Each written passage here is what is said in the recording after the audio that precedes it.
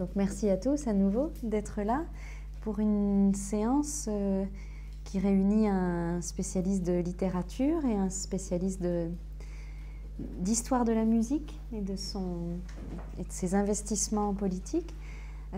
Nous sommes donc très heureux de recevoir Laurent Génie, qui est professeur de littérature française à l'Université de Genève, écrivain, spécialiste de la littérature française du XXe siècle. Les noms des auteurs qui sont dans son canon personnel circuleront très, très clairement un peu plus tard, qui a travaillé, si on peut le dire en quelques mots, à définir l'événementialité littéraire et esthétique. Tu es d'accord ? La façon dont les œuvres, les formes et les styles, dans la période moderne, parviennent à faire événement, mais aussi échouent à faire événement. Il est l'auteur de nombreux et très importants ouvrages, parmi lesquels La parole singulière en 1990, qui justement parle de l'événement stylistique à l'échelle d'une phrase du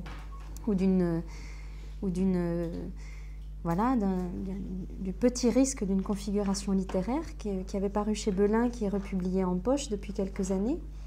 L'expérience de la chute de Montaigne à Michaud, paru en 1997, qui fait de la chute une sorte d'allégorie de l'expérience, d'expérience de l'expérience. Ensuite, un livre qui s'appelle La fin de l'intériorité, en 2002, qui parle déjà des avant-gardes et de leur façon de porter sur la page le sentiment d'un événement intérieur.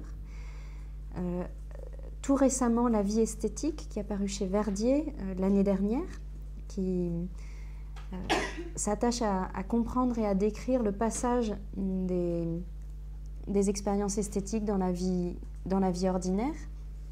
Et puis le livre dont il sera question dans cette séance, qui s'intitule « Je suis la Révolution, histoire d'une métaphore, 1830-1875 », qui est apparu en 2008. J'en dirai quelques mots tout à l'heure. Et donc Laurent Génie va dialoguer avec Esteban Bourg, que vous connaissez puisque c'est lui qui dirige le CRAL et qui dirige avec nous deux ce séminaire. Il est directeur d'études, ça fait beaucoup de direction tout ça, il faut, à l'EHESS. Auteur de livrets d'opéra, dont le récent Aliados avec Sébastien Rivas, spécialiste des rapports entre musique et politique au XXe siècle. Alors pour le dire plus précisément, des rapports entre musique et pouvoir, entre musique et nationalisme, entre musique et violence politique. Auteur lui aussi de nombreux livres, notamment La 9e de Beethoven, une histoire politique en 1999, La Grande Guerre des musiciens, c'était un collectif en 2009, L'affaire Bomarzo, opéra, perversion et dictature en 2011, où s'affirme toujours plus le désir, disons, de faire du récit un mode d'écriture et de compréhension actif à l'intérieur des sciences sociales, puisque ça se construit comme une enquête, et c'est désormais comme ça, je crois, que Esteban a l'intention d'intervenir dans l'écriture. Et auteur aussi du livre dont il sera aujourd'hui question, Le cas Schoenberg, naissance de l'avant-garde musicale, 2006.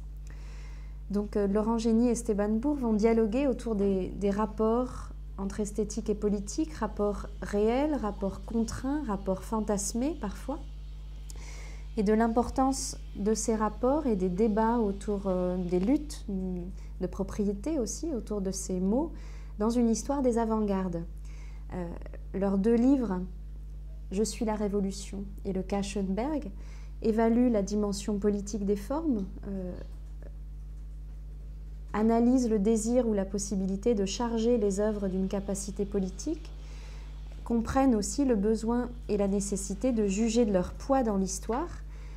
Ils partent de deux configurations assez différentes, peut-être on en parlera tout à l'heure aussi de la différence d'approche et même de confiance faite à cette question.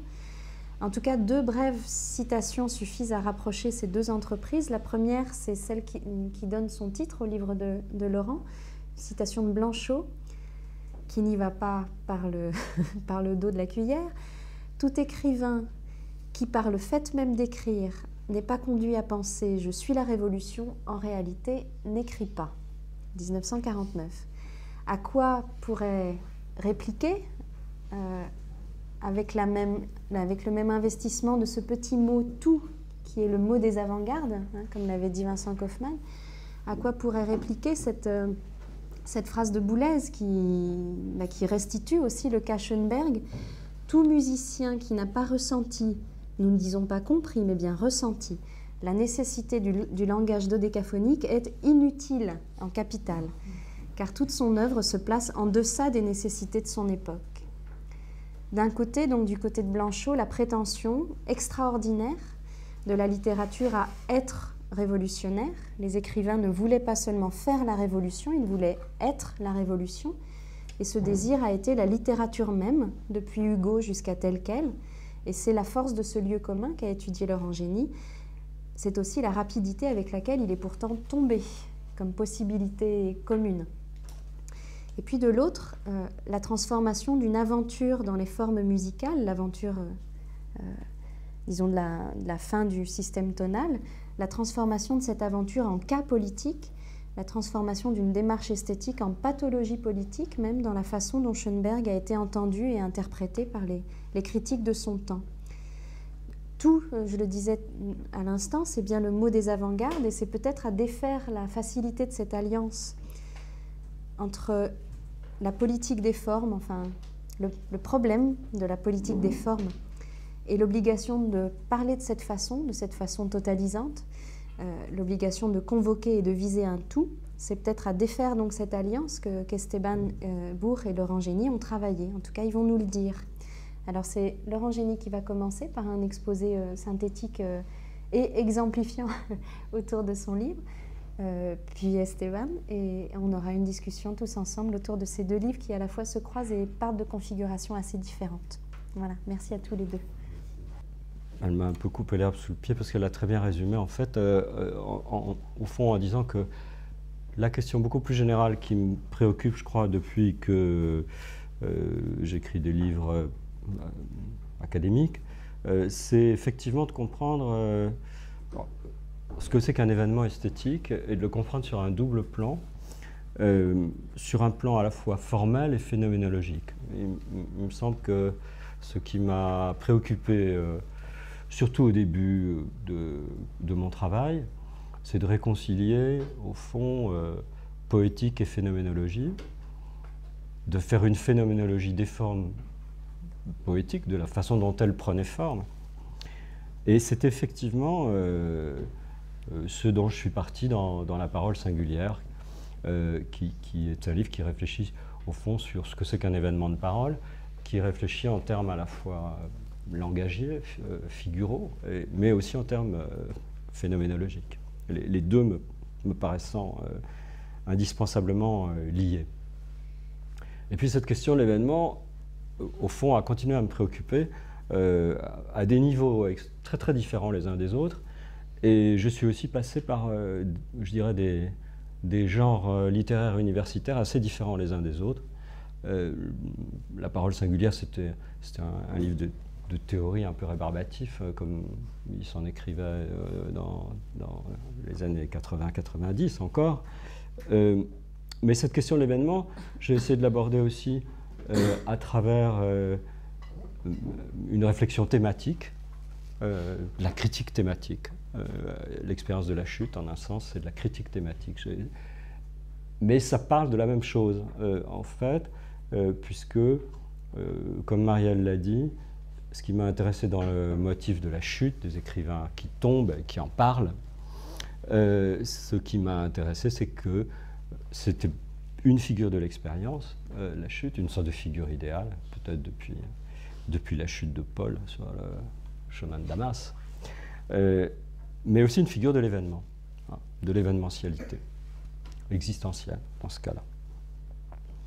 Et puis, cette question de l'événementialité, alors je m'en suis rapproché d'un point de vue qui serait plus esthétique, en fait, à travers deux livres qui sont encore différents comme genre, parce que c'est plutôt des tentatives d'histoire littéraire et d'histoire des avant-gardes, en fait. La fin de l'intériorité et Je suis la Révolution. C'est très difficile de faire l'histoire littéraire, en fait, et je trouve qu'il n'y a pas beaucoup d'histoires littéraires qui sont intéressantes. Donc je me suis posé la question de savoir comment essayer de faire de l'histoire littéraire autrement. Et au fond, je me suis dit qu'il fallait plutôt faire une histoire de l'idée de littérature que l'histoire de la littérature à proprement parler, factuellement parlant.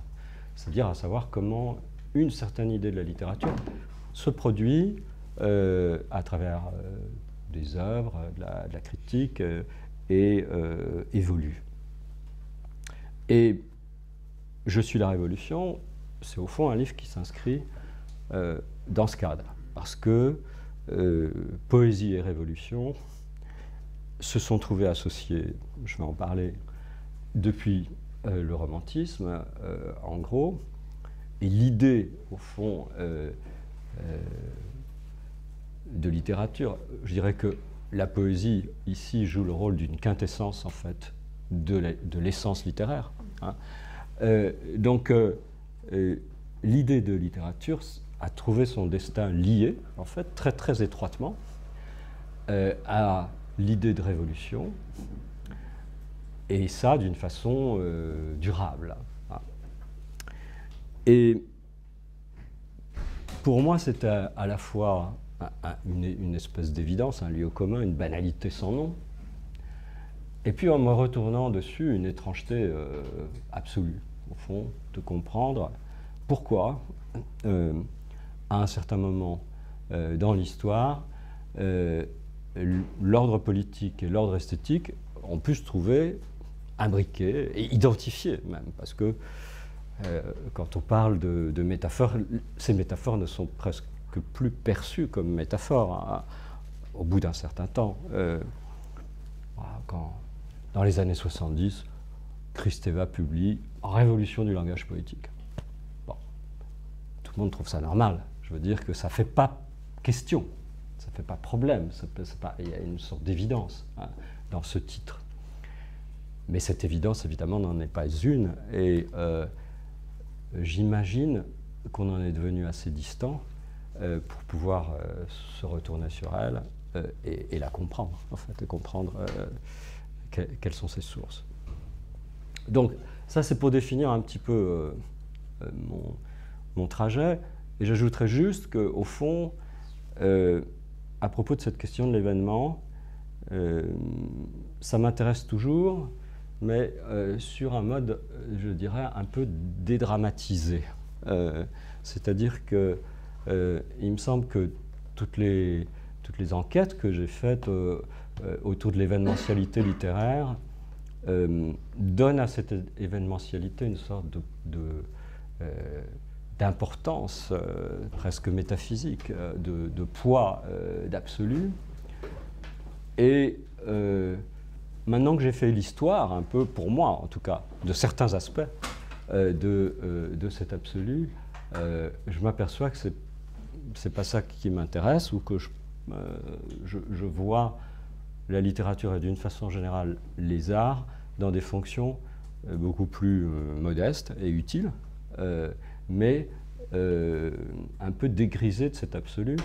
Et je dois dire que le travail de Jean-Marie Schaeffer, ici présent, m'a beaucoup inspiré aussi dans cet éloignement de ce qu'on pourrait appeler cette sorte d'adieu à l'absolu littéraire. On pourrait dire que mon évolution, elle est de cet ordre-là. Dire adieu à l'absolu littéraire, mais pas sans l'avoir compris, au moins. Pas sans avoir compris ce qu'il agitait, cet absolu littéraire. Alors je reviens maintenant à cette métaphore, puisque c'en est une, révolution poétique. Alors, les métaphores, au fond, comme d'autres phénomènes de sens, ont une histoire. Et elles ont une vie aussi. Elles vivent un certain temps, elles se déclinent, elles s'épuisent et elles meurent. Je crois que c'est le cas de la métaphore de la révolution poétique. Et il m'a semblé pouvoir circonscrire assez exactement les limites historiques de cette métaphore entre 1830 et 1975. Ah, je dirais, donc, 150 ans, un siècle et demi, en gros, où cette métaphore s'est développée, installée, est devenue une évidence, un lieu commun, et au point de ne plus être perçue du tout comme une métaphore, mais comme une espèce d'évidence, un pléonasme. Poésie, oui, c'est révolution. Je crois que ce qui explique la possibilité d'un regard analytique dessus, c'est effectivement que c'est fini, en tout cas en littérature. Dans le champ de l'art contemporain, c'est moins sûr. Il y a des résurgences, me semble-t-il, de ça. Mais en littérature, je crois qu'il n'y a plus de poésie aujourd'hui qui voudrait se targuer d'être essentiellement révolutionnaire. Il ne s'agit évidemment pas, dans cette réflexion, de la littérature au service de la politique ou de la révolution. Non, il ne s'agit pas de ça.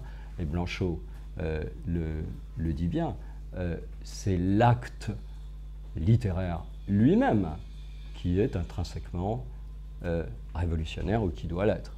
Il ne s'agit pas d'être au service d'eux, d'être engagé politiquement. Ce n'est pas du tout de ça que je parle. Donc on a affaire à une métaphore, et cette métaphore, elle a une historicité.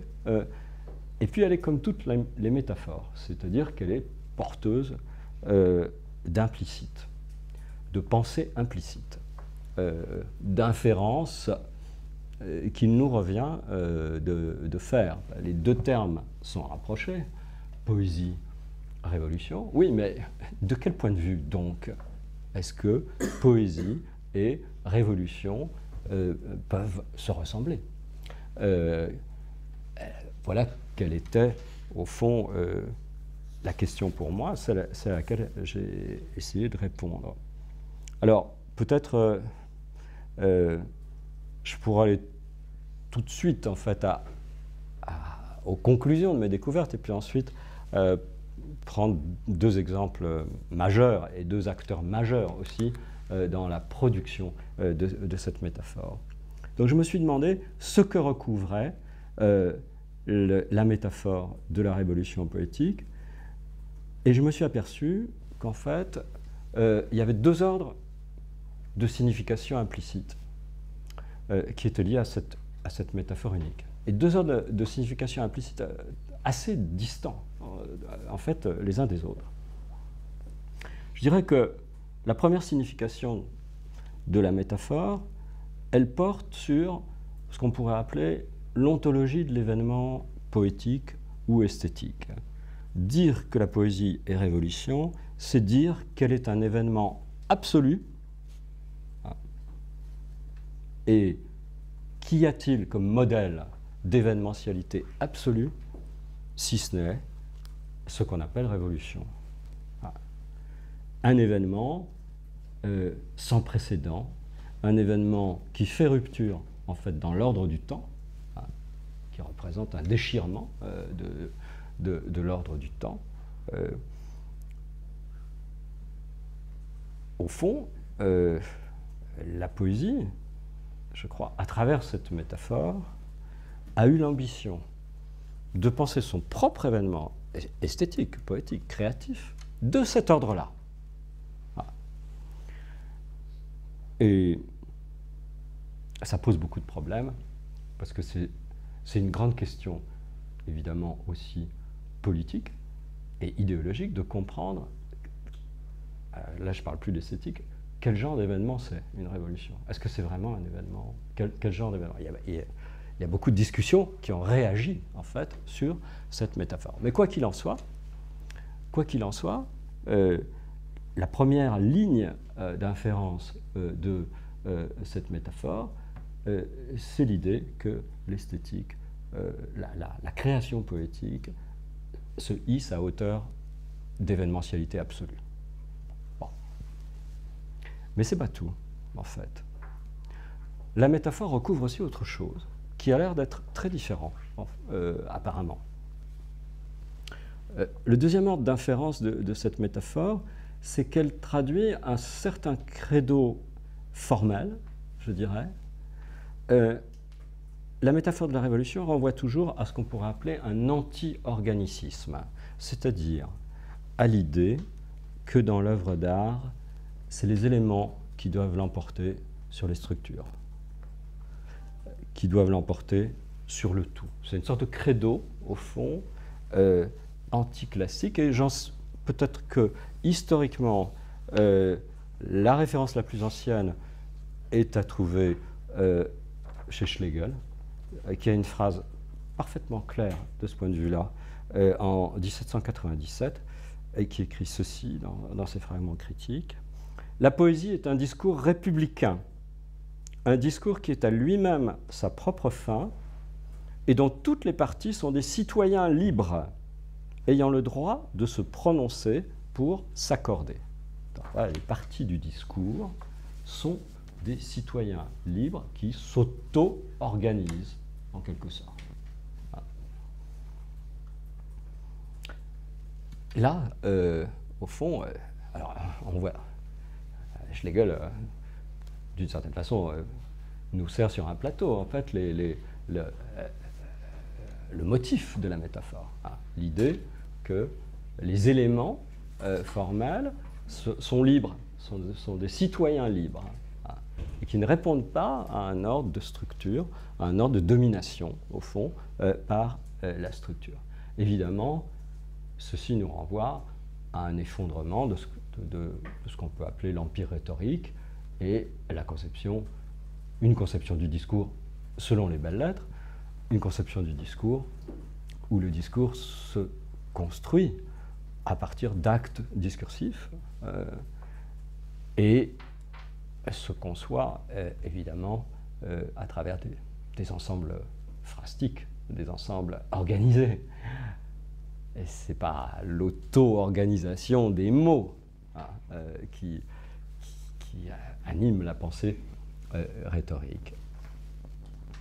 Alors apparemment, il n'y a aucun rapport entre eux. Au fond, ces deux lignes d'inférence que recouvre la métaphore de la poésie comme révolution. Et pourtant, il doit y en avoir un.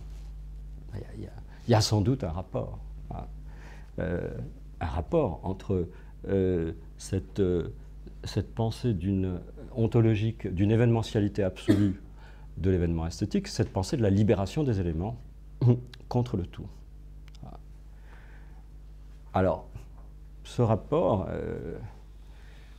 c'est qu'il y a un danger, en fait, dans cette poétique. Cette poétique, elle est périlleuse. Elle est périlleuse pour les sujets qui l'activent. Et peut-être, et j'y vais très cavalièrement pour le moment, puis j'essaierai de m'expliquer après, mais peut-être ce qui fait lien entre ces deux niveaux, c'est quelque chose qu'on pourrait appeler la terreur, qui est aussi un élément métaphorique qui a beaucoup, beaucoup travaillé l'espace rhétorique et poétique. Mais peut-être, c'est un point assez difficile, peut-être on y reviendra plus tard. Je voudrais maintenant dire des choses un petit peu plus concrètes historiquement. Au fond, il me suffirait de dire que chacun des deux sens de cette métaphore a été forgé exemplairement par un écrivain. Et le premier, en ce qui concerne la poétique de la libération du mot, le premier, c'est Hugo. Enfin, c'est sur lui que je vais m'appuyer parce qu'il est emblématique, en fait, de ce que j'appellerais une poétique du mot. Mais une poétique du mot qui, immédiatement, s'habille comme un acte révolutionnaire. Alors, l'idée, en fait, d'un lien entre ordre esthétique et ordre politique, en France, elle commence à frémir vers 1830, autour donc des romantiques, Hugo, Sainte-Beuve. Par exemple, dans la préface d'Hernani, Hugo dit quelque chose qui, rétrospectivement, nous apparaît extrêmement banal, mais qui est complètement neuf. Il dit « La liberté littéraire est fille de la liberté politique ». Malherbe n'aurait pas pu le dire. Enfin, il n'aurait pas eu l'idée de le dire. Hein. Et il ajoute, avec un grand sens prospectif, Hugo, il ajoute « Ce principe est celui du siècle et prévaudra ». Voilà, c'est parti, en fait. Hein. Cette connexité, comme dit Hugo aussi à ce moment-là, entre liberté littéraire et liberté politique. Bon, à vrai dire, Hugo laisse travailler ça un certain temps et cette connexité, comme il dit, ne va vraiment être élaborée par lui que beaucoup plus tard, en 1854. En 1854, Hugo, dans les Contemplations, écrit un grand poème qui s'intitule « Réponse à un acte d'accusation ». Et ce poème, vous le connaissez sans doute si vous avez oublié son titre, parce que c'est là qu'il y a le fameux « J'ai mis un bonnet rouge au vieux dictionnaire », etc. etc. Dans ce poème, Hugo se présente comme une sorte de libérateur du lexique, en fait. Un libérateur des mots. Il s'appuie sur des choses qui datent de la Révolution. Sous la Révolution, l'abbé Grégoire, par exemple, avait déjà comparé le lexique et les classes sociales. Mots bas, mots élevés. Et il y avait déjà tout un discours sous la Révolution sur le fait qu'il fallait démocratiser le lexique, par exemple. Bon. Donc Hugo s'appuie là-dessus et il se présente dans une position assez étonnante comme quelqu'un qui va libérer les mots. On lit aussi dans son poème « Soyez République », tenez, ça résonne un peu avec Schlegel. « Soyez République », dit-il au mot, « travaillez, aimez, vivez. » Travaillez. Bon. Alors, ce qui est intéressant, c'est que là, au fond, si vous voulez, la Révolution, elle se fait dans le poème. Ce n'est pas qu'elle est au service. Le poème n'est pas au service de la Révolution. C'est dans le poème que ça se passe. C'est dans cette libération du mot. Et ça ne va pas sans inquiétude, en fait, pour Hugo. Parce que ce qui est très intéressant, c'est que ce poème, Réponse à un acte d'accusation, est suivi d'une suite, ça s'appelle comme ça, suite, qui est sur un ton tout autre. Et dans cette suite, au fond, Hugo, un peu en apprenti sorcier, s'interroge sur l'origine du sens, en fait, sur d'où ça vient, finalement. Parce que si on libère les mots, comme il vient de le faire, dans Réponse à un acte d'accusation, la question de savoir qui parle, d'où se produit l'origine du sens, il y a quelque chose d'insondable, en fait, et qu'il aborde réellement, et avec une espèce de frisson de terreur. Il y a une vision tout d'un coup complètement spectrale, en fait, d'un langage qui, étant maintenant libéré, a en charge la responsabilité des significations. Et il est évident que ce que pressent ici Hugo, c'est un décentrement du sujet poète par rapport à sa production poétique, dont il va y avoir évidemment dans le siècle bien d'autres exemples, avec Mallarmé et d'autres. Voilà. On est dans une perspective très mallarméenne. Il y a quelqu'un qui est à la fois violemment d'accord dans la suite et violemment en désaccord avec Hugo, c'est Charles Maurras. Alors c'est intéressant parce que d'une certaine façon, Maurras est une vérification de la métaphore hugolienne. Il faut se souvenir d'une chose, c'est que Maurras est d'abord un critique littéraire. Toute sa pensée politique, en fait, elle est élaborée d'abord par des réflexions sur le romantisme, une critique du romantisme.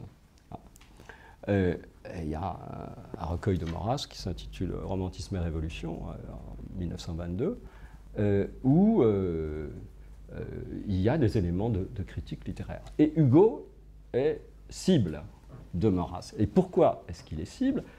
Précisément à cause de la poétique du mot. Ce que Maurras critique violemment, en fait, c'est la déliaison esthétique dont Hugo serait le promoteur et dont Maurras voit les résonances politiques évidentes pour lui. C'est la fin des hiérarchies, hein, la poétique du mot, c'est la fin de la pensée des corporations, hein, de l'organisation sociale. Pour Maurras, comme pour Hugo, romantisme et révolution sont essentiellement liés. Hein. Donc ça, c'est une sorte de retournement, en fait, par lequel un penseur politique attribue, en fait, à la poésie une responsabilité directe. Bon, il y a Rousseau, évidemment, mais les poètes vont être directement responsables d'une déliaison qui est d'ordre social. Il y aurait donc des répercussions, en fait, de cet ordre esthétique dans l'ordre social. Donc, Maurras réagit sur un double plan. En fait, il répond sur le plan formel, mais il répond aussi... Maurras fait une critique de l'idée de révolution, au fond. Pour lui, il s'agit de vider, en fait, la révolution de toute événementialité. D'une certaine façon, il faut que ça n'existe pas ou que ça ait un sens mineur. Alors, il y a un grand thème, en fait, que martèle Maurras, c'est les révolutions sont faites avant d'éclater. C'est des pseudo-événements. En réalité, pour Maurras, une révolution, c'est l'aboutissement d'un processus de décomposition. C'est que la royauté s'est laissée endormir, en quelque sorte, et l'ordre s'est décomposé. Et voilà, et on part ça de l'idée de révolution, mais il n'y a aucun acte, selon Maurras, dans la révolution. Il s'agit de la vider de son sens, justement, de lui retirer cette événementialité qui est si importante pour d'autres. Dans les années 30, et c'est ce qui va m'amener à Blanchot, il y a beaucoup de débats autour de cette question de l'événementialité ou non de la révolution. Et on critique énormément dans les milieux qu'on appelle les non-conformistes des années 30, hein, une droite non-conformiste autour des revues Esprit et quelques autres revues. On essaye de penser une révolution non marxiste, une révolution spiritualiste. L'un des arguments, d'ailleurs, c'est que la révolution marxiste n'est pas un acte, parce que elle est purement compréhensible en termes de détermination inerte, socio-économique. Donc personne n'est révolutionnaire, en un sens, selon les non-conformistes des années 30, il n'y a pas de sujet révolutionnaire. En fait, la révolution du côté marxiste, c'est un processus, hein, c'est un processus socio-économique, et eux revendiquent une révolution volontaire, en fait, une révolution qui serait un acte. Hein. Et c'est ce que Arnaud et Dandieu, par exemple, deux des non-conformistes, appellent la révolution spirituelle. Si je parle de ça, c'est parce que Blanchot est par là. Hein. Dans ces années-là, Blanchot est un chroniqueur politique et littéraire, hein, dans les années 31-37. Hein. Mais il sort de ce milieu-là, non-conformiste des années 30. Sauf qu'il est beaucoup plus fou, en fait, que les autres, hein, non-conformistes des années 30. Mais il est dans cette mouvance. Il écrit, par exemple, un article en 1933 qui s'intitule « Le marxisme contre la révolution ». Et qu'est-ce qu'il raconte là-dedans? Ben, en fait, il a les thèses qui sont celles des non-conformistes des années 30. La révolution marxiste n'est pas un acte. Ça n'existe pas, en fait. Et la vraie révolution, c'est celle qui n'a pas de cause, qui n'a pas de condition. En fait, si je devais le traduire, c'est un miracle. Pour Blanchot, en 1933. Pour qu'une révolution existe, il faut qu'elle soit miraculeuse. Elle s'ajoute à l'ordre du monde, mais elle vient de nulle part. Elle n'est pas déterminée. Donc il est encore au-delà. Les non-conformistes voudraient une révolution spirituelle, qui est un sujet, en fait. Non, mais Blanchot, il est bien au-delà. Il veut un événement qui n'est pas du monde. Et ses chroniques politiques, il ne se fait pas beaucoup d'amis, Blanchot, parce qu'il n'y a pas d'issue politique à son désir révolutionnaire. Et donc ces chroniques sont de plus en plus déchaînées, de 1931 à 1937. Et tout ce qui ressemble à un accomplissement politique qui irait du côté même d'une révolution spirituelle, il le condamne. C'est trop dans le monde encore, tout ça. Au fond, la révolution, c'est l'impossible pour Blanchot. Il le pense d'abord en termes politiques. Et en 1937, il y a un retournement extraordinaire. Il écrit un petit article dans l'Insurgé qui s'intitule « De la Révolution à la littérature ». Et Blanchot dit ceci, au fond, il n'y a pas d'issue d'ordre politique au type de révolution dont je rêve, mais c'est la littérature qui va assumer, en fait, ce rôle. C'est la littérature qui va être le lieu de l'impossible, c'est la littérature qui va reprendre le flambeau du politique. C'est ce qui vous explique que Blanchot joue un rôle évidemment essentiel dans cette métaphorisation de la poésie comme révolution pour définir l'absoluité, si j'ose dire, de l'événement poétique. Alors, je ne vais pas entrer pour le moment, en tout cas, dans beaucoup plus de détails. Je voudrais simplement dire qu'au fond, en 1968, Blanchot s'intéresse beaucoup, en fait, aux événements et a un double titre qui a un double rapport avec cette idée de poésie révolutionnaire. Alors, ça intéresse Blanchot parce que c'est une révolution qui n'existe pas, en fait. Voilà. C'est un événement inclassable. C'est surtout un événement qui n'a pas d'issue politique. Et il écrit par exemple ceci. Il a fait partie d'un comité écrivains, étudiants, et c'était des tracts anonymes. Enfin bon, le style de Blanchot est immédiatement repérable, donc ça n'a pas été très difficile de faire une anthologie. Alors il écrit par exemple ceci, à propos de cette révolution de 68. « Plus exemplaire que réelle, et détruisant tout sans rien de destructeur, détruisant plutôt que le passé, le présent même où elle s'accomplissait. » Ça, c'est vraiment du Blanchot. Et c'est vraiment le type d'événement qui l'intéresse. C'est-à-dire un événement qui condense l'impossible. Donc le plus grand mérite de 68, c'est de ne pas avoir eu lieu, en un sens. Et surtout de ne pas avoir eu d'issue. Mais il y a aussi, et je retrouve mon autre ligne, en fait, d'inférence métaphorique, il y a le fait que ce à quoi Blanchot est attentif en 68, c'est à la libération de la parole. Et il écrit, en fait, là-dessus, la parole qui sort du livre, dit Blanchot, pour se répandre sur les murs ont la parole. Nous retrouvons cette ligne qui est celle d'une sorte d'autonomie, en fait, de la parole qui accompagne l'événement révolutionnaire et qui en est une sorte de symptôme dans l'accomplissement de la littérature. Alors, bon voilà, c'est une histoire qu'on peut suivre à la trace, comme ça, à travers jusqu'en 75, avec tel quel, mais ça prend un tour un peu farcesque,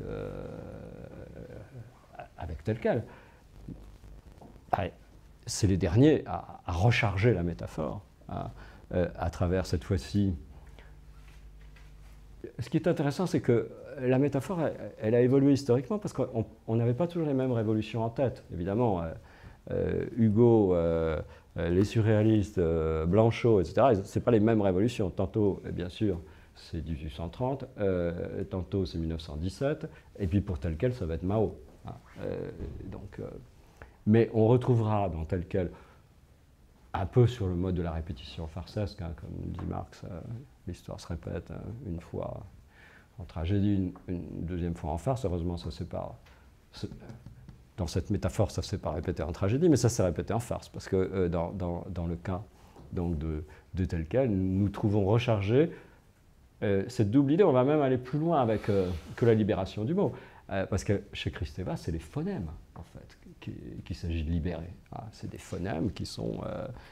on atomise encore, s'il est possible, les éléments de la structure. Et cette libération pulsionnelle, en fait, des phonèmes fait révolution. Hein. Bon, tout on reviendra plus tard sur tout ça, mais je crois vous avoir donné une idée de ce sur quoi j'avais essayé de travailler.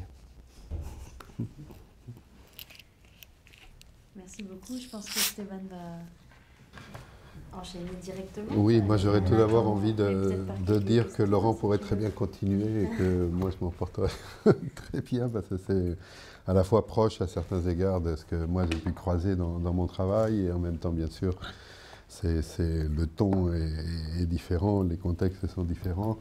Et les présupposés aussi, notamment la question de l'organicisme que tu as souligné, c'est une première remarque qui me frappe, c'est qu'en effet, l'organicisme est très très fort en musique pour des tas de raisons qu'on pourrait développer. Et il est tellement fort qu'il survit à la Révolution d'une certaine manière. Donc on n'a pas besoin de se positionner comme un critique de l'organicisme pour parler de Révolution dans le cas de la musique. Ça c'est particulièrement frappant au moment du tournant du siècle, puisque bon, je vais surtout parler de Schoenberg et son environnement. Cela dit, avant de parler de Schoenberg, je voulais dire 2 ou 3 choses rapidement. La première, c'est que pour moi, cette question de la révolution, bon, ça fait quelques années maintenant que j'ai fait ce travail sur Schoenberg, et donc j'ai tendance à l'intégrer dans quelque chose d'un peu plus général, qui est une pensée de la métaphore, des métaphores politiques, en particulier dans le champ de la musique, et donc des processus de métaphorisation et de naturalisation de ces métaphores, etc., où la révolution n'est qu'une figure parmi d'autres qui sont d'une manière ou d'une autre reliées à la question du pouvoir en général. Par exemple, j'avais travaillé sur comment les chefs d'orchestre étaient perçus comme des chefs politiques, voire parfois comme des dictateurs, etc. Et je pense que ce travail des transpositions entre un domaine et un autre par le biais de la métaphore, c'est quelque chose qui est omniprésent sans doute dans l'histoire des arts et qui en plus en musique a une sorte d'intensité supplémentaire par le fait que comme il s'agit de formes pures quelque part, donc c'est comme si l'ouverture au travail de la métaphore était encore plus flagrante. Enfin, je dis ça sans vouloir en faire un absolu. Je dis ça en essayant de prendre le ton des spécialistes de la musique qui tendent à tout prix à faire ressortir une singularité, quelle qu'elle soit. Mais quand même, ça me frappe. Il va de soi que dans ce que je vais dire, je parle, enfin il va de soi, non, je parle comme Laurent, pas du rôle de pratique musicale dans des contextes révolutionnaires ou de chansons engagées ou chansons révolutionnaires, ni des hymnes de la Révolution française ou autre, etc. Je parle comme il l'a fait, donc de comment le fait ou l'événement musical a été perçu et surtout historicisé, raconté comme un événement révolutionnaire. De ce point de vue, j'ai envie de dire tout d'abord qu'en musique, la question de la révolution est plus une affaire historiographique qu'autre chose. Et pourquoi, si on parle de musique instrumentale, encore une fois, donc ce n'est pas un propos que les musiciens adoptent en principe en leur propre nom, sauf quand ils se mettent à commenter ce qu'ils font, et ce qui est déjà une manière de se placer eux-mêmes en, disons, une position d'historiciser leur travail. Alors, je ne vais pas du tout entrer dans une séquence historique. D'ailleurs, moi, je serais ravi qu'un jour, un musicologue, un historien de la musique fasse un travail comme celui que tu as fait sur une durée équivalente, de suivre cette fameuse métaphore depuis le début du 19e siècle jusqu'à aujourd'hui. À ma connaissance, ce travail n'a pas été fait. Et moi, je n'ai pas essayé de le faire. Juste deux indications ou trois quand même, c'est que l'idée d'une révolution en musique, elle est déjà présente au XVIIIe et je soupçonne que c'est dans un contexte qui n'est pas seulement musical, musicologique. Donc, à mon avis, l'idée d'une révolution dans les arts et peut-être dans la littérature, au XVIIIe, elle est relativement fréquente. Et je ne sais pas d'ailleurs à quel moment il faut s'arrêter de parler de métaphore et à quel moment c'est bien le mot qui convient, dans la mesure où on peut toujours avoir l'impression que la révolution politique, c'est quand même le domaine d'origine à partir duquel les autres acceptions de termes de révolution sont des métaphores.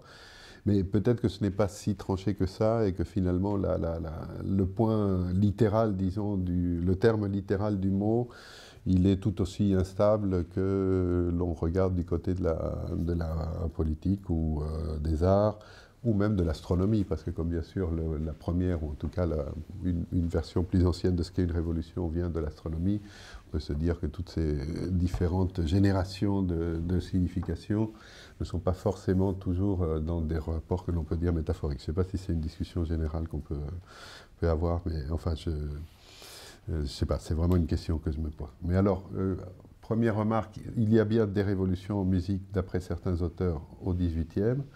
Deuxièmement, il y a bien, et là je pense qu'on est effectivement dans des séries qui sont à peu près synchrones, il y a une montée de l'envie de parler de révolution chez les romantiques. Bon, pour mémoire, le fameux texte de Wagner, L'art et la révolution, ça date de 1849 et ça suit directement son expérience comme révolutionnaire pour de vrai. À ceci près que dans ce texte, L'art et la révolution, il ne dit pas « je vais faire un art révolutionnaire ». Autrement dit, l'adjectif révolutionnaire n'est pas appliqué à son travail. Par contre, il va tout à fait dans le sens un peu esquissé tout à l'heure, c'est-à-dire que la révolution politique est une condition pour une transformation de l'art, ce qui passe bien sûr par son projet de refondation de la tragédie grecque, etc. Mais bon, tout ça est relativement, comment dire, je ne dis pas instable, mais enfin j'ai l'impression qu'il y a vraiment une sorte de coagulation de la figure de la révolution musicale qui est plus tardif peut-être que le moment Victor Hugo et qui est donc quelque chose qui se met en place autour de Schoenberg et à partir de Schoenberg et qui devient un lieu commun, là aussi je crois qu'on est proche dans les années 30, 40, 50. Et là je vais, avant de venir à Schoenberg lui-même, je vais vous lire une citation qui est de René Leibowitz, qui est, comme vous savez, le compositeur, mais aussi le théoricien, le professeur qui a le plus installé jusqu'à aujourd'hui l'idée de Schoenberg révolutionnaire après la Seconde Guerre, et en dialogue étroit avec Sartre, puisque c'est dans les temps modernes qu'il écrit ces choses-là, et qu'il a littéralement un dialogue très intense à ce moment-là avec Sartre. Et donc je vous lis un passage de 1950, Leibowitz écrit « Un Schoenberg en accomplissant l'une des plus violentes révolutions que la musique ait jamais connues, et ceci en 1908, donc également par anticipation, a bien su montrer au prolétariat la révolution sociale rapide et brutale qu'il souhaitait opérer. Et si certaines données fondamentales de la composition musicale du passé mettaient l'accent sur la continuité mélodique, sur des progressions harmoniques établies, sur l'unité rythmique et sur certains points de repos, exprimant ainsi l'unité et la stabilité relative des époques antérieures, les nombreux contrastes, la fragmentation et le déchirement des lignes mélodiques, les changements d'harmonie rapides et souvent imprévisibles, la variété rythmique et l'absence totale de repos réel de la véritable musique contemporaine expriment très certainement les contradictions, la rapidité des changements et les déchirements que nous vivons en d'autres domaines. » Fin de citation. Donc là, on est clairement dans l'idée qu'il y a un geste révolutionnaire qui se joue à l'intérieur du langage musical et qui est d'une certaine manière dans un rapport d'homologie avec la révolution politique et qui est, il va même plus loin, hein, il est destiné d'une manière générale à rejoindre cette révolution politique, mais en même temps c'est ce domaine propre, à savoir les caractéristiques du langage musical dans la mesure où ils sont capables de refléter quelque chose de l'état de la société qui est le lieu même de cette révolution. Et ça donne des résultats qui sont à la fois théoriques et, on va dire, tactiques, parce que cette discussion, elle vient à un moment assez précis, c'est quand il y a, donc à la suite de la diffusion de la doctrine Khtanov de manière très officielle et très systématique au sein des partis communistes, il y a quelque chose qui s'appelle le manifeste de Prague, c'est-à-dire les musiciens proches du PC, dont beaucoup de Français, qui prennent la parole pour dire qu'il faut aller vers une simplification du langage pour servir la révolution, la vraie. Et donc Leibowitz est de ceux qui, en compagnon de route mal à l'aise face à cette montée du stalinisme dans le domaine musical, vont dire oui, mais bon, nous, on va se concentrer sur la manière d'écrire de la musique et donc refuser cette idée qu'il y a une transformation du langage qui devrait être suscitée par la condition sociale du musicien et par la situation sociale en général. Donc à partir de ce moment clé, on voit comment ça va diverger finalement. Hein, ce que va être Leibowitz, c'est la descendance de l'avant-garde, et Boulez que tu as cité, qui est, bon, à ce moment-là, il est fâché avec Leibowitz, mais il est de toute manière dans la même mouvance de ce point de vue, je dirais, et puis les gens qui vont rester proches du PC. Donc je prendrais ce moment des années 50 comme une sorte de moment de coagulation de la figure du Schoenberg révolutionnaire dans la perspective en tout cas que Leibowitz diffuse en France et qui va se décliner pendant les décennies suivantes. Et bon, si on peut revenir vers cette période un peu plus récente, mais maintenant je voudrais aller un peu en direction de Schoenberg lui-même et en deux temps un peu à rebours. La première pour dire, c'est que la notion de Schoenberg révolutionnaire, ça n'a jamais été seulement une manière de lui faire un compliment. Ce n'est pas pour l'admirer qu'on l'a appelé révolutionnaire. La métaphore de la révolution en musique, en tout cas, elle a été tout aussi bien brandie comme une sorte de mise en accusation, comme un reproche, comme une arme contre ces musiciens, que comme une manière de dire pourquoi ils ont été importants pour la culture, pour la musique. Et de ce point de vue, il y a toute une série assez importante de textes anti- et avant-gardistes. Je prends anti-avant-gardiste comme synonyme d'anti-atonal, anti-la lignée schoenbergienne, pour aller vite, où la question de la révolution revient, mais pour dire à quel point Schoenberg a été une catastrophe pour la musique. Et il va de soi que ces prises de position sont à mettre en relation assez directe avec les convictions politiques de chacun. Et quand on est dans une situation de guerre froide où il y a clairement des prises de position qui suivent cette logique-là, communisme, anticommunisme, donc le mot révolution devient une épithète chez des gens qui voient dans le vocabulaire de la révolution quelque chose qui est proche de la culture de gauche et qu'il faut dénoncer en tant que tel. Et là, je ne vais pas être très long avec les citations, mais c'est le cas de quelqu'un comme Ernest Ansermet, par exemple, qui a tout un paragraphe extrêmement explicite de ce point de vue. Dès lors qu'il n'y a plus de fondement transcendant à leur dialectique, sinon chez Marx les relations économiques entre les hommes et chez Schoenberg les relations entre les sons de hauteur déterminée, c'est pourquoi Schoenberg fait la même révolution que Marx.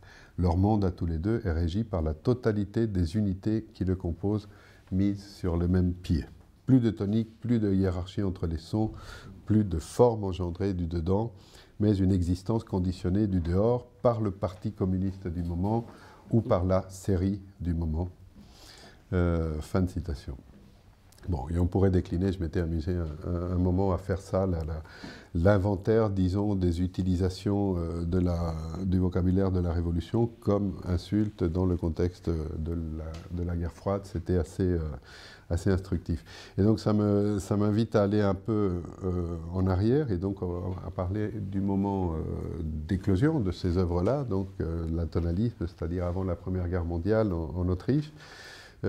Parce que dans le livre que Marielle a évoqué, donc le cas Schoenberg, ce que je m'étais occupé de faire, c'était d'essayer de mettre en relation les œuvres que Schoenberg a écrites à cette époque, dont les premières œuvres atonales, comme le deuxième quatuor à cordes, comme les 3 pièces pour piano, opus 11, et les autres, c'est en quelques années, c'est vraiment le cœur du répertoire atonal qui est produit. Donc de mettre en relation ces œuvres-là et les réactions des critiques hostiles qui, en général, se servent de toute une batterie d'épithètes, de racines politiques, d'origine politique, pour essayer de démontrer pourquoi c'est un scandale et pourquoi, à la limite, il ne devrait même plus être joué. Donc c'est clairement dans une logique de censure. Et il faut dire que les termes qui reviennent dans ces corpus-là, ce n'est pas spécialement la révolution, mais plutôt l'anarchisme. C'est plus fort, la révolution, que l'anarchisme à cette époque. Le terrorisme et l'idée d'attentat. Donc attentat, terrorisme, anarchisme, plutôt que révolution, pour des questions qui ont trait, je crois, à justement l'état de la culture politique du moment. On est à Vienne, un moment où l'anarchisme en tant que pratique active a été un souci, une présence politique pendant des années. Et donc, ça me semble assez clair que c'est d'un répertoire de représentation de la pratique politique que les critiques puisent leurs munitions, si j'ose dire. Non, et c'est cette transposition entre domaines qui sont axiologiquement chargés de manière assez diverse, mais suffisamment cohérente pour que ça fasse sens pour, en l'occurrence, le lecteur de la presse. Donc, c'est à partir de cette batterie que l'on va essayer de mettre hors jeu ces œuvres. Et là, je retiens de ce que tu as dit, la notion de l'événement. Enfin, l'événement, bien sûr, en poésie, ce n'est pas la même chose qu'en musique. En musique, on a envie de lui attribuer une signification encore plus littérale, si l'on ose dire, parce qu'on est dans des situations de concert, donc tout se passe en l'espace de ce quelques heures, ou même moins, qui constituent le concert et dont le contact avec l'œuvre est inscrit dans une temporalité qui est réduite, qui est quelque chose que les gens dans la salle peuvent vivre dans l'espace d'un quasi-présent, ou en tout cas avec une sorte d'unité émotionnelle qui est cette expérience même qu'il s'agit de labelliser par un vocabulaire qui est donc importé d'un autre monde sémantique, par exemple celui de la politique. Et donc vous avez des œuvres qui sont clairement transgressives, ne serait-ce qu'en termes de normativité stricte. Je veux dire qu'il y a des traités d'harmonie qui sont non respectés, qui sont mis de côté, et vous avez des paramètres, je ne sais pas si vous avez en mémoire, si vous avez fait l'expérience de certaines de ces œuvres, le deuxième quatuor, il y a beaucoup de moments qui, aujourd'hui peut-être un peu moins, mais qui de toute manière produisent encore aujourd'hui ce trouble, disons, ce sentiment d'être... je ne dis pas déstabilisé, mais enfin, d'une certaine manière, oui, d'être confronté à la faille dans l'ordre. Et je pense que s'il y a un trait commun dans cette manière de circuler des métaphores politiques, moins politiques ou plus explicitement politiques, je la pense surtout à partir des questions de normativité, de comment, face à un ordre qui vacille ou face à un ordre qui n'est plus intelligible, ce sont des tendances disons, cette manière de puiser dans ce type de vocabulaire est une manière de faire sens de l'insensé et d'une certaine manière de ce qui est en train d'échapper à la possibilité de leur labellisation, disons. Donc ça, c'est le moment 1908, et c'est assez intéressant de voir que Schoenberg est dans une relation très étroite avec ces discours qui lui viennent de l'autre côté, avec les gens qui le détestent en un mot. En tout cas, c'est l'une des thèses que j'essaie de défendre dans le livre, c'est que l'histoire de la musique avait pensé en général les choses comme un Schoenberg, je ne dis pas... sourd critique, mais enfin qui était persuadé qu'il savait où il allait et dont la voix ne dévierait jamais de cette chose, à peu près cette mission, indépendamment des mauvaises critiques, etc. C'est un peu le lieu commun de l'artiste dressé contre l'incompréhension de son temps. Moi, ce que j'essaye de montrer, c'est que c'est beaucoup plus en relation d'interaction que ça, et que, d'une certaine manière, Schoenberg a réagi à un certain nombre de ces mises en cause par une surenchère, qui n'est pas exactement la même chose de dire qu'il ne l'aurait pas fait si on ne l'avait pas attaqué. Mais en tout cas, il y a cette dynamique, cette dialectique même entre la mise en cause et la montée dans la complexité, la montée dans la mise en crise de la normativité. Ça débouche, enfin, c'est pas le mot de la fin, mais quand même, c'est un document qui est important. En 1909, au moment même où il est en train d'écrire ses pièces atonales, il écrit à un autre musicien, Busoni en l'occurrence, ceci: j'aspire à une libération complète de toutes les formes, de tous les symboles de la cohérence et de la logique. Donc, en finir avec le travail motivique, en finir avec l'harmonie comme ciment ou comme pierre à bâtir d'une architecture. L'harmonie est expression et rien d'autre. Ensuite, en finir avec le pathos. La musique devrait être l'expression du sentiment, tel que le sentiment est en réalité, lui qui nous met en rapport avec notre subconscient, et non pas comme un hybride monstrueux de sentiments et de logique consciente. Maintenant, j'ai fait ma confession et l'on peut me brûler. Fin de citation. Donc, c'est en juillet 1909, et c'est le manifeste, enfin, si on veut appeler ça un manifeste, parce qu'en même temps, c'est une lettre, hein, c'est écrit à Busoni, ce n'est pas publié dans les journaux. Mais en tout cas, c'est la déclaration de Schoenberg qui va le plus dans le sens de donner raison à ce qu'on lui reprochait, à savoir d'avoir mis complètement en crise l'univers de sens tel qu'il était constitué dans la musique tonale depuis plusieurs siècles. Et donc voilà, c'est cette scène qui m'a intéressé, c'est ce cas qui m'a intéressé, et le cas Schoenberg, c'est une expression qui n'est pas de moi, qui est bien la manière qu'ont les critiques musicaux, qu'ils soient contre lui ou avec lui d'ailleurs, de au moins converger vers la perception de ce problème qu'il est devenu au sens de ce défi à l'intelligibilité. Et donc, qui devient un événement qui est politique d'une part parce qu'on n'arrête pas de lui attribuer ce genre de figures métaphoriques qui sont une manière de restituer une forme d'intelligibilité, même sous la forme du terrorisme, de l'anarchisme, de l'attentat, et qui en même temps ont une conséquence dramatique pour lui, potentiellement en tout cas, c'est de l'exclure du jeu et éventuellement empêcher que ses œuvres soient jouées. Il y a des musiciens, il y a des critiques plutôt qui sont tout à fait convaincus qu'il ne faut plus le jouer.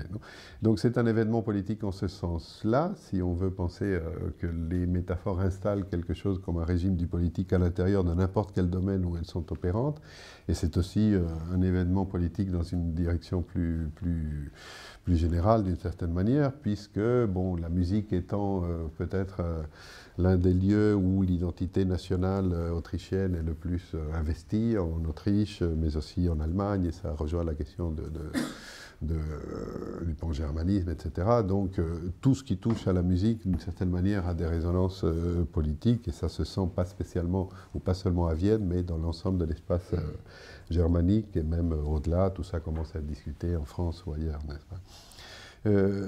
Donc voilà, ça c'est un peu la scène du Schoenberg, et bon, je dois redire, il n'y a pas exactement la métaphore de la révolution qui est active là-dedans, mais ça va vite devenir le cas, et ça va vite, enfin dans les années 20, ça devient quelque chose de courant, de penser cette chose qui s'est passée donc avant la guerre comme le moment d'une révolution.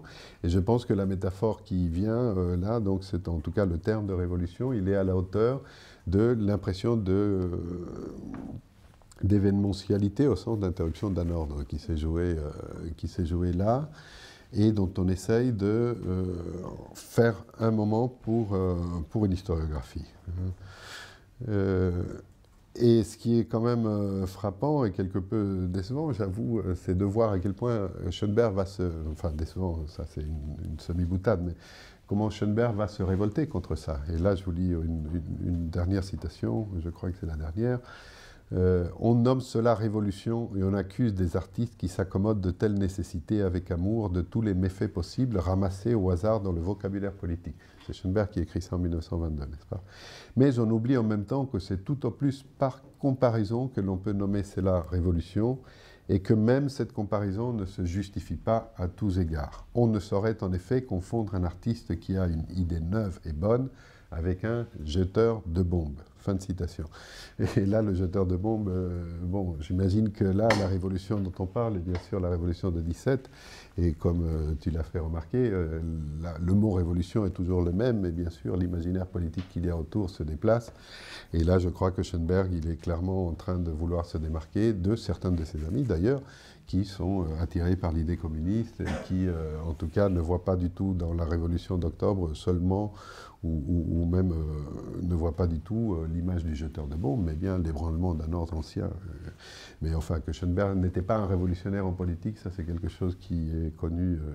Et là, dans les années 20, on commence à voir ça s'affirmer, alors qu'avant de la Première Guerre mondiale, il était plutôt proche des socialistes autrichiens et il avait lui-même, mais ça nous mènerait trop loin, mobiliser des métaphores, pas exactement la révolution, mais mobiliser des manières de penser la crise du système tonal avec des métaphores égalitaristes, par exemple, qui quelque part ne sont pas si loin de ce que tu disais sur Schlegel tout à l'heure. Hein.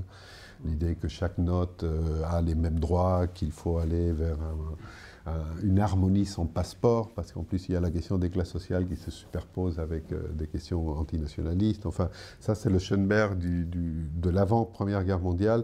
Dans les années 20, il commence de plus en plus à être plutôt sur ce ton réactif que je viens d'évoquer. L'idée que, entre une idée neuve d'un artiste et le jeteur de bombes auquel il résume la révolution, il n'y a rien à voir. Ce qui a au moins le mérite d'expliciter le jeu de la métaphore. Là, quand il parle de comparaison, il se met à parler de comparaison. Donc, d'une certaine manière, je ne sais pas s'il rappelle que c'est une métaphore ou s'il réinjecte du métaphorique là où on était dans un monde où peut-être que ce n'était pas au deuxième degré ou de manière figurée qu'on parlait de révolution. Mais ça, je reviens à cette remarque en forme de question que j'adressais tout à l'heure. Voilà, je ne vais pas être très long, comme ça nous avons le temps de discuter. Je voulais juste dire 2 ou 3 petites phrases encore. Je suis d'accord, comme toi, avec l'idée que la force de la métaphore s'est beaucoup affaiblie, en tout cas en musique comme sans doute ailleurs. Je serais moins sûr pour dire qu'elle est morte, puisqu'après tout, le métaphore, ce n'est pas justement comme un être vivant, au sens, bon, si un jour ça repart, est-ce qu'on va dire qu'elle a ressuscité ou tout simplement qu'elle s'était éclipsée, hein? En tout cas, on ne sait pas. Si ça va revenir, sous quelle forme, et c'est vrai que ça paraît moins fort, tout simplement. Alors même que nous sommes, qu'on le veuille ou non, plongés dans une révolution, qui est la fameuse révolution numérique. En tout cas, le terme est banalisé, et on pourrait penser qu'au-delà de ce qui se passe en Ukraine ou ailleurs, il y a bien une présence publique du concept de révolution qui est donné par la révolution numérique, qui d'ailleurs touche de beaucoup plus près que les révolutions politiques tout ce qui est la pratique artistique contemporaine, et qu'il faut attendre pour voir si de ça, il n'y aura pas une sorte d'énergie de reconfiguration de cette idée d'une révolution artistique ou musicale en l'occurrence. Ça, c'est ma première remarque. La deuxième remarque, c'est un peu ce que j'ai dit au début. Bon, je me suis un peu éloigné de ce travail sur le Schoenberg révolutionnaire et autres. Et en revanche, ce qui m'intéresse, et j'inclus cette question dans cette discussion un peu plus large, c'est pour revenir à la situation du concert dont je parlais il y a un moment, comment s'opère tout ce travail des attributions métaphoriques, surtout lorsqu'il s'agit, encore une fois, de musique où il n'y a pas de texte, ou en tout cas qui ne sont pas définis par un rapport au texte ou par une inscription très nette dans la situation politique. Je pense qu'il y a des processus complexes qui se jouent, qui relèvent à la fois de questions de perception de la musique dans la mesure où on a incorporé certains schémas narratifs, notamment narratologiques même si l'on veut, puisqu'il y a une narratologie musicale qui s'intéresse à ça, que face à une œuvre, idéalement une œuvre nouvelle, on peut mobiliser des schémas de perception qui passent par des questions de narrativité, où le répertoire des représentations politiques est toujours là pour qu'on puisse essayer d'en tirer un sens. Sauf que ça va être difficilement des choses complètement balisées, maîtrisées, etc. Et que la situation de concert est telle et suffisamment instable pour qu'on ait la possibilité de faire, je ne dis pas à feu de tout bois, mais en tout cas d'avoir des types de labellisation, de description tout simplement de ce qui se passe, dont le vocabulaire politique peut être une composante très importante. Voilà, c'est un peu abstrait, mais si vous voulez, je peux être plus précis, mais je vais m'arrêter pour qu'on puisse discuter un peu.